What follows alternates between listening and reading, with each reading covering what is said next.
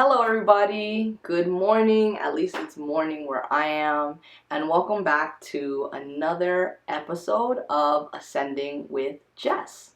I hope everyone's doing well. Today I'm really interested in talking about a topic that I get asked about a lot, and I feel it comes up actually a lot when I talk to people about my spirituality, and that's about the higher self. Questions about what it is and questions about how I personally have been able to build that connection in ways that people can connect with their higher self. So today's video is going to be completely dedicated to that, the higher self. And if you're interested in finding out about what the higher self is and how you can get in contact with your own higher self, then keep watching.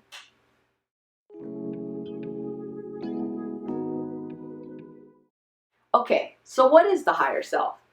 From my experience and my perspective, what I've read, things that I've accumulated over the years, I like to think about the higher self as a higher vibrational version of ourselves, an extension of our own soul, of our own spirit, that is more knowing, more connected with the cosmos, more connected with God, more connected with divinity. And that higher vibrational version of ourselves, because it is higher vibrational, can access things outside of our own 3D experience. So on the 3D, we mostly absorb information right through our five senses, right?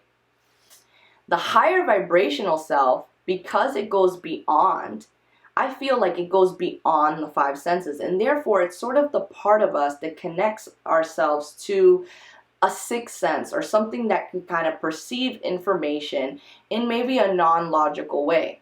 So the way I visualize my higher self is sort of like if I had an eagle that was flying above me, and that eagle is directly connected to me. It is an extension of my soul. It is an extension of my energy, and that eagle has the best intentions for me, right? So this is how I see it. If I'm walking down the street, right, I have my little higher self eagle flying above me, and he can see everything. He can see things I can't see. He can see what's coming up in the future, what roadblocks are coming, what pathways are coming, if I'm in danger, if I'm not in danger, but I can't see it, right? Because 3D me, 3D Jess is over here walking along, doing her work, checking her phone, blah, blah, blah. And this higher extension of myself has this greater vantage point that can see things that I can't see. But it can also share that information with me. So the higher self, I believe, it's intrinsically connected to our being.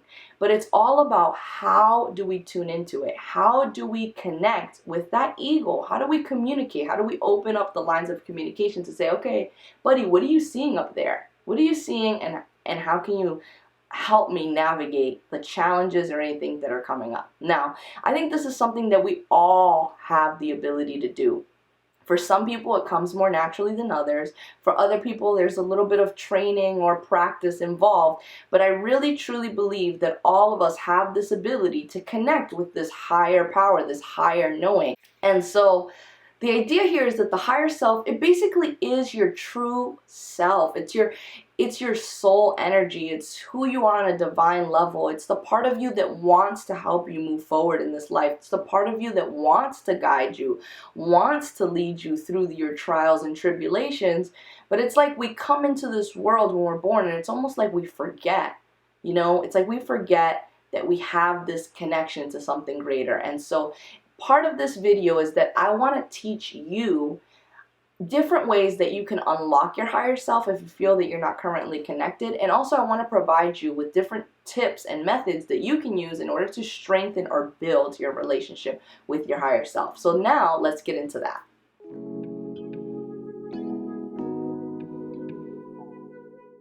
Okay, so now that we've talked a little bit about what the higher self is, now let's talk about different ways that you can unlock your higher self. And I have here 6 different things that will help you unlock your higher self. Number 1, the first thing you have to do in order to build a relationship or unlock the higher version of yourself that exists is you need to allow, right? Allow. And I know this might seem silly, but it's equivalent to sort of surrender. If you believe and if you know that you are connected to something larger than you, something more insightful than you, just giving that permission, just saying, God, universe, I allow this higher knowing to come in, and I want access to it. Being in that state of allowing and surrendering to what you know to be true it seems simple, but it's actually really important, because you have to really believe that you can connect to something higher. If you don't really believe it and you're just saying, yeah, okay, higher self, whatever, but you don't actually have an intention to connect with that, or you actually don't believe in it to some capacity, then you're probably going to have trouble accessing that higher part of you. But if you get yourself in a place of surrender and say, you know what, I do believe that there's something out there. I do believe that I have a higher knowing, a higher power, and I want to connect with that, then that is the first thing that you need to do in order to start opening that gate, in order for you to start getting higher information. Now, number 2, the second thing that you can do to help unlock your connection with your higher self is practice silence. Now, a lot of people might think immediately of meditation, being in a meditative state, and meditation is a great tool to practice silence, but there's a lot of different ways, to intentionally practice silence. Anytime you can just shut your surroundings down, right? And I know, a lot of us, we live in a world where we have constant distractions. And, that's just the world we live in, right? We check our phone, we have music on, we're talking to people, we're paying attention to our surroundings. And every time we're engaging in anything like that, we're redirecting the mind from our phone to the person over there, to the TV, to what I'm wearing, to this. And you're constantly directing that train of thought. But when you practice silence, when you learn to shut down everything around you, right? Get into your room, shut off your phone, shut off your TV, shut off your music, get in a place where no one can interrupt you. And you can choose to meditate, or you can just choose to just sit in silence. Maybe you see the two as the same. Or you can be in nature and just walk silently, don't talk to anyone. When we get in these moments where we're truly silent, that's when we can hear through the chaos that's constantly in our mind, right? Because we have this constant conversation almost going on in our mind about what I need to do, what's on my next to-do list, what I have to run this errand. And so practicing silence, what it does, it doesn't necessarily take that voice away and all those thoughts away, but it allows you to hear them and say, wow, I have a lot of stuff going on in my mind. And the more you practice silence, the more, as those thoughts come in, the more you can say, you know what, right now, I know I have all these thoughts coming in, but I'm just going to push you over here. All these responsibilities, all these insecurities, whatever's coming in your mind, just kind of put it in the parking lot, just put it over there, and then start listening, right? And you'll be amazed at some of the wisdom that will come in to you when you start practicing silence. And I believe that wisdom is an extension of you, or it could be coming from a higher source, whatever. But the idea is, in order for you to be able to access these higher knowings, these higher truths, you have to get into a place where the chatter in your mind is put to the side. Now, obviously, the point here is that you're unlocking your higher self. So there is going to be some information, there is going to be a voice, whatever, that's going to come in and give you some important information or helpful tips. But it's about coming to a discernment about what you're actually allowing to come through. And that brings me to step number 3 in unlocking your higher self. And that is learning to discern between your intuitive voice and your cluttered ego everyday thoughts, okay? Now, this is a tricky thing, but it will make your connection to your higher self that much more stronger if it's something that you can master. Now, we constantly, as I said, have a flow of thoughts that come in from everyday things, right? You can be, doing work, and all of a sudden you're thinking about the laundry you have to do, or thinking about the fact that you need to buy this at the grocery store, or whatever, all these thoughts. In addition to our everyday daily tasks, right, thoughts, we also have these thoughts that sometimes are not really nice, right? The thoughts that say things like, you know what, you look fat in that outfit today, or you know what, your Instagram page sucks. I don't know, like anything that kind of has this negative, self-beating up voice. That voice, you have to recognize it, because you have to learn that that voice is, yeah, maybe it's offering some type of constructive criticism, but a lot of times it can be really judgmental, and a lot of times it comes from a sort of a place of worry, a place of not feeling good enough, a place of not feeling in alignment. And that's the voice, even though we want to recognize it and maybe pay attention, you know, what are you saying, or maybe dissect where those thoughts are coming from. That's the voice that we want to try to pay less attention to.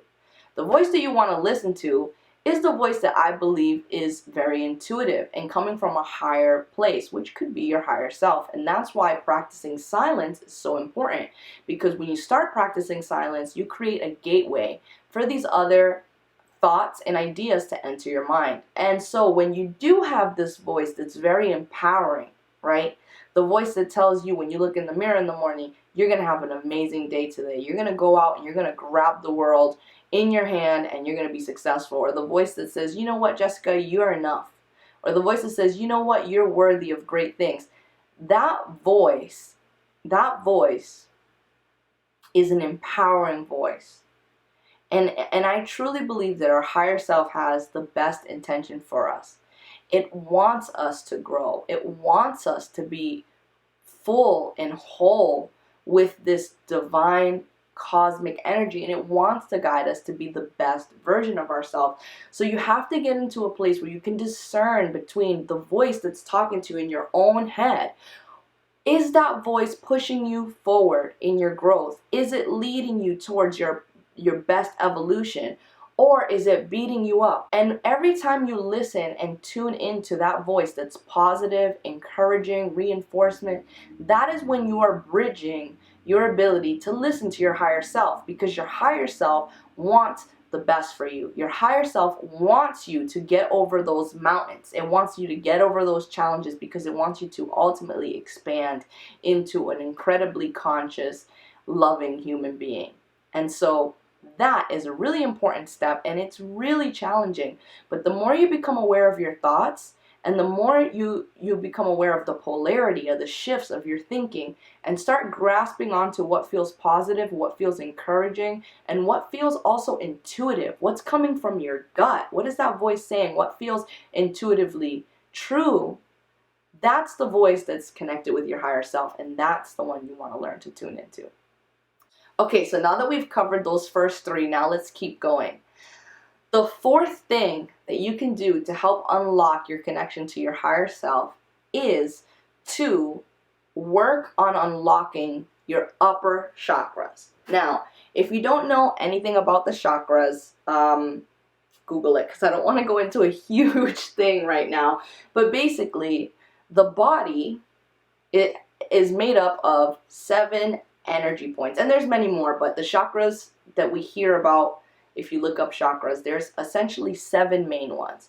One at the base of your spine, one around your navel, one in your stomach, one in your heart, one in your throat, one in your third eye, and one in your crown. And these 7 chakras, there's 7 energy centers that they can be deficient or they can be in excess, and the idea is that we want them balanced. Now each chakra represents a different thing. So starting with the heart chakra, that's related to our heart. Throat chakra is related to communication. Third eye chakra is about vision. And then the crown chakra opens us up to this higher realm, connecting with the divine. And so even though all the chakras are important, getting them balanced, getting them in alignment, that's really important, and I really encourage you to do some research on the chakras and how to get them balanced. But for the sake of connecting with the higher self, I think it's especially important to focus on the upper chakras.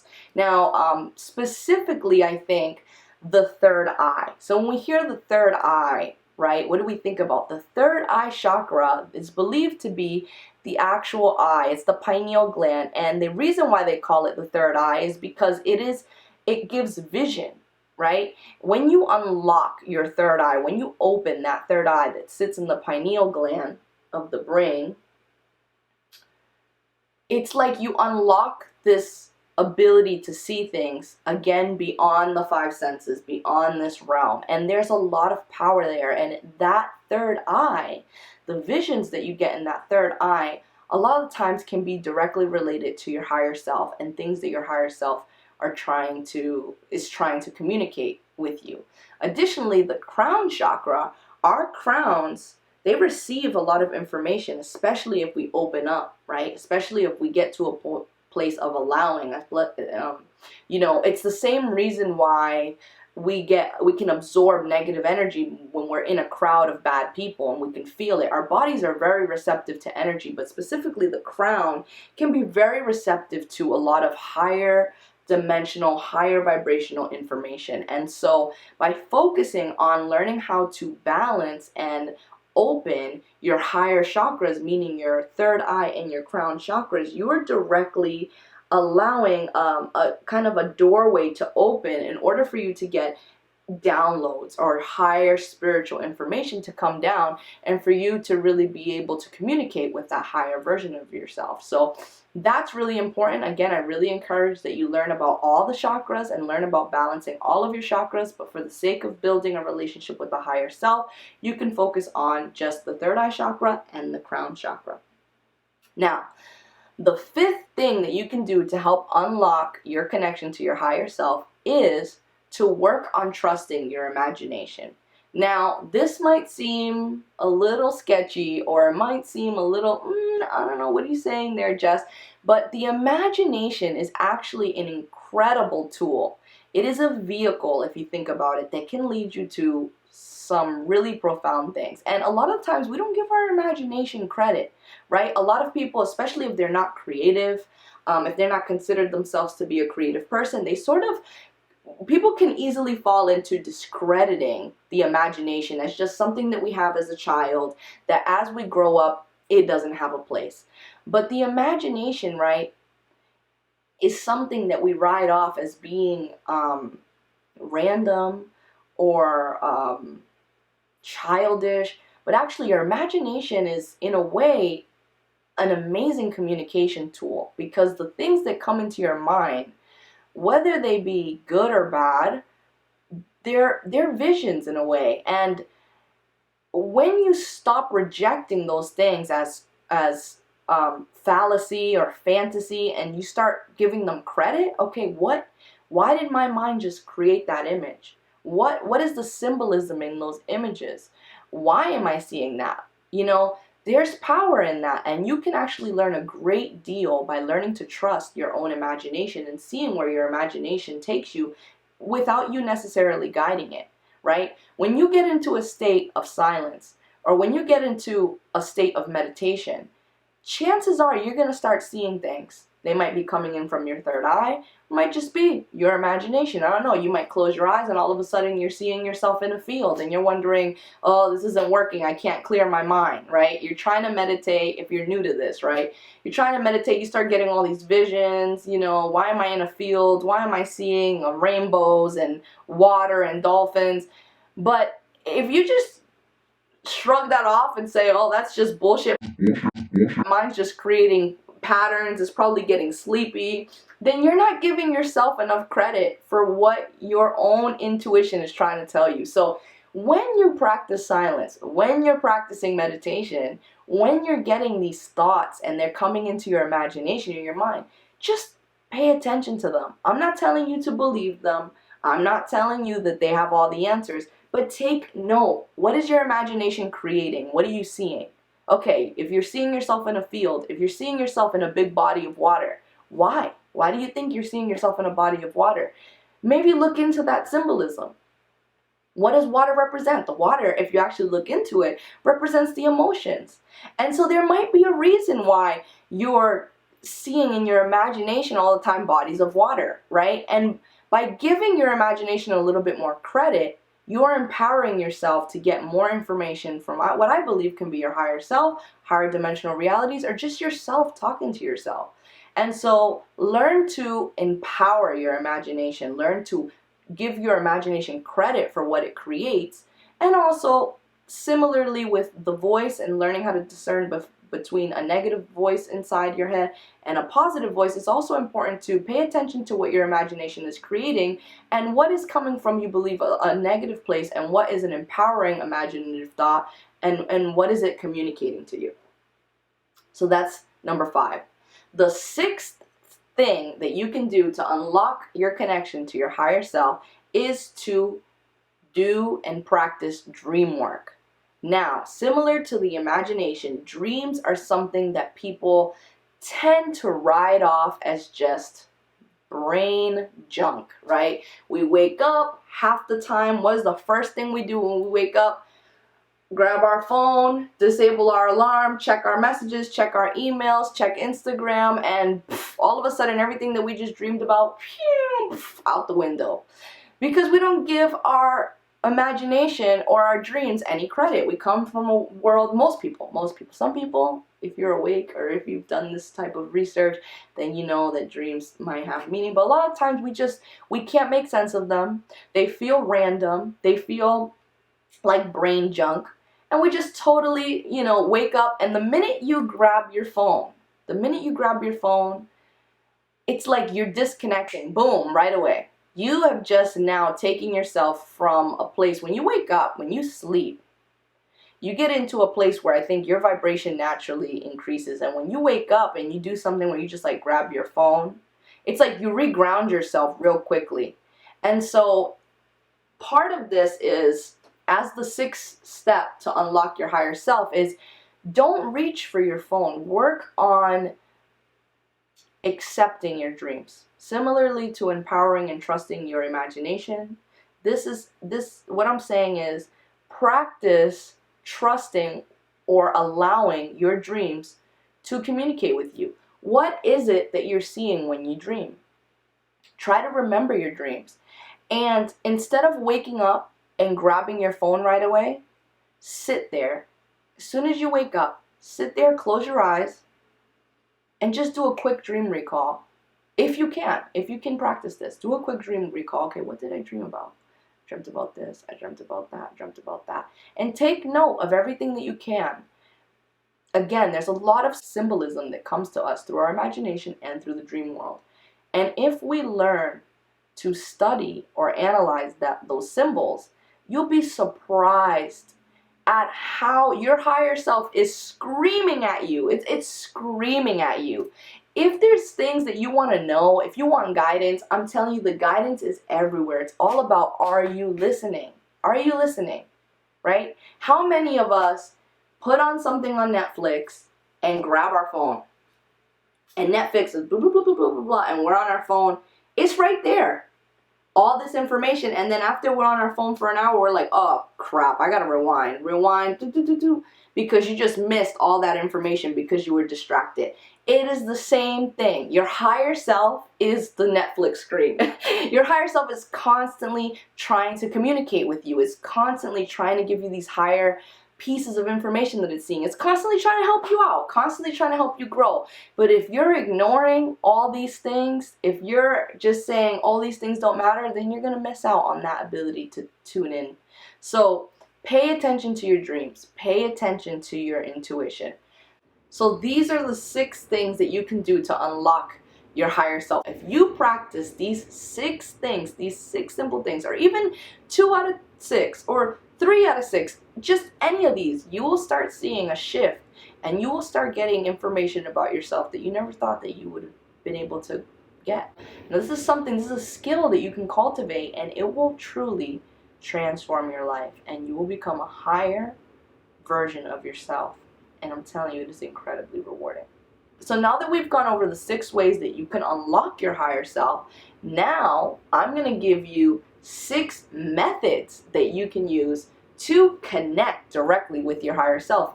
So maybe you start practicing these ways. Maybe you start getting in silence. Maybe you start opening your third eye and you start wanting a little bit more, right? You're getting information, but you want more. What are 6 things that you can do to practice getting more direct forms of communication, or really, really, really getting in tune with your higher self? And I'm going to go over those right now.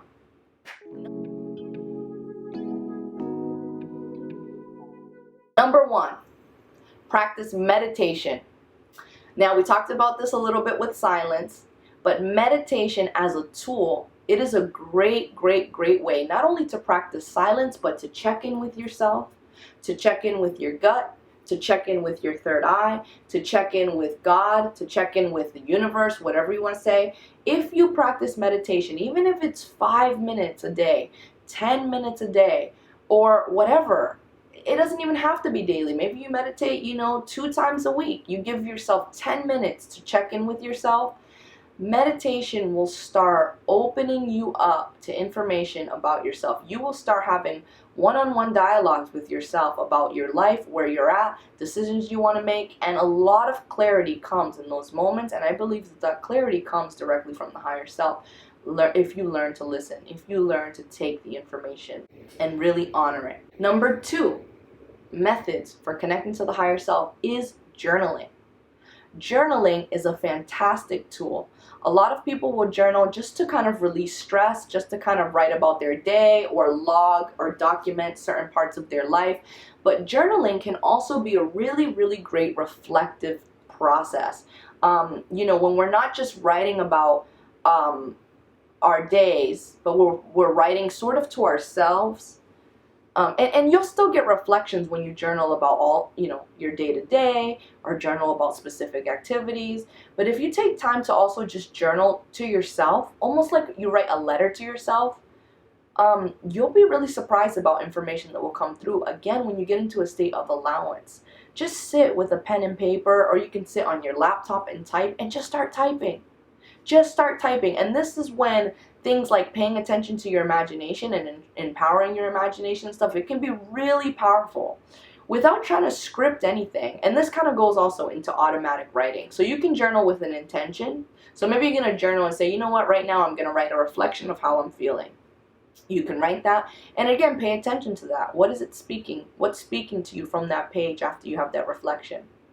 Because you can learn a lot about yourself, learn a lot about, again, what your higher self is trying to communicate to you through your feeling, through your reflection, right? You yourself can communicate with yourself if you just learn to give yourself that power and trust it. But also, without doing a prompt, you can do what we call automatic writing, where you just sit down with a pen and paper or your computer or whatever, and you just allow your thoughts to flow. Don't try to control them. What words come out, right? And this is where, again, empowering your imagination. Don't question it. Don't question, why am I going to write the word bunny? That's so random. Just allow it. Just allow it. If bunny is the first thing that comes to your mind, bunny, pillow, yellow, turquoise, water, phone, just write it. Write it. Even if it might sound crazy, it might sound ludicrous, it might be nonsensical, and it's probably going to be like that when you first start this process. But the more you practice journaling and the more you practice automatic writing, the more things are going to start to evolve. You're going to start trusting more about why you're being guided to write certain things, why words like bunny are coming up. Maybe there's a symbol there for you. And so this is a great method and tool to use in order to access the higher self and access, the higher part of you that's trying to contact with you. Number 3, the third thing that you can do as a method to strengthen your connection with your higher self is to get in nature. Get in nature, get outside. Put your feet in the ground, walk under the sunlight, go on nature walks, go on hikes, and use your moments in nature to practice a little bit of this silence. Get yourself in the elements, walk on Mother Earth barefoot. Something about nature not only is incredibly grounding, but it almost like when we're in nature, we become one with the earth. We become one with all that is. And there is such power in that. And when we connect with nature and again get into a place where we're receiving, we have to get into a place where we're receiving. That's when we get downloads. That's when we get information from our higher self, is to get into a receptive place. And nature is a great way to do that, because nature, when you're going out and you're walking down that path, you're walking down a trail, all of a sudden what you're doing at work doesn't matter. That relationship that you're fighting over via text, it doesn't matter. Clarity starts coming in. You start realizing your place in the divine cosmos, realizing that we're all connected, seeing nature, seeing animals scurrying to get food, and everything, just, you kind of realize how small you are in the grand scheme of things. And again, there's a lot of power in that, and you get a lot of clarity and a lot of downloads from the higher self during that time. So try and get in nature and try to pay attention to where your mind goes when you are in nature. Okay, number 4, a fourth method that you can do in order to get more in touch with your higher self is to get into a place where you can create or express yourself through art or movement. Now, art and movement and sports and all of these things that are an expression of ourselves, or anytime we're in a mode of creativity, I truly believe that in those moments we are channeling, we're connecting with something higher. It's going through our body and it is coming out through our hands, through our body, through whatever, and it is crazy. You know, when you sit down and you just start drawing, or you just start painting, or you just start dancing to a song, there is something about that that is just so freeing. And when we express ourselves, sometimes, again, it goes back to the imagination too. Sometimes we write it off as, okay, why am I drawing this? It's just a random doodle. But again, it's like what we create is an expression of who we are. It's an expression of our connection with where we are in our current time of life, and also where we are mentally and spiritually. And so creating something, whether it's through movement, whether it's through art, it is a great way to kind of gauge where you are with your spirituality. Where are you with your higher self? And again, you'd be surprised at how often your higher self will communicate through these things, through symbols, again, through color choices. You know, let's say you're painting something and you feeling like creating a piece that's rich in blues and greens. You know, okay, you just created a beautiful masterpiece, right? Or maybe it was a really bad drawing or a really bad painting. But why did you feel called to the blues and the greens? Look those up. Look up the color meanings of blues and greens. Can they tell you something about how you're currently feeling when you read them? Do they resonate? Do they not resonate? These are all tools. These are all ways, methods for us to learn to hear what our higher self is trying to tell us. And so creating is definitely a big one. Number 5, a fifth method for you to connect with your higher self is through using spiritual tools. Now, this one might be a little bit controversial, so take what you will and leave what doesn't serve you. That is completely fine. But a lot of people have found that they've been able to connect not only with their higher self, but with other energy, divine energy, whatever, through the use of spiritual tools. So what are some examples of spiritual tools? Things like tarot cards, oracle cards, pendulums, runes, automatic writing, we've talked about that, gazing into flames, looking and scrying on crystals, all these things that get written off as being negative or witchy or whatever. You should really do your own research on these different communication methods.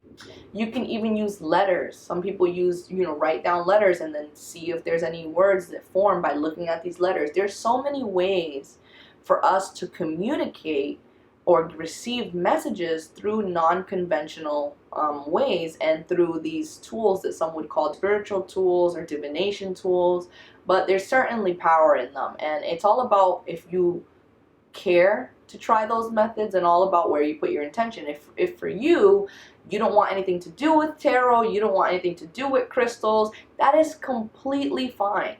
You don't have to use this as a method to connect with your higher self. This is just simply another set of tools that you can use if you wish to connect with your higher self. And now, the sixth thing that you can do in order to continue to work with your higher self or continue to unlock your higher self is dream analysis. So in the previous 6 tips, I talked about dream recall, right? Trusting your dreams, waking up and giving yourself time to think about your dreams.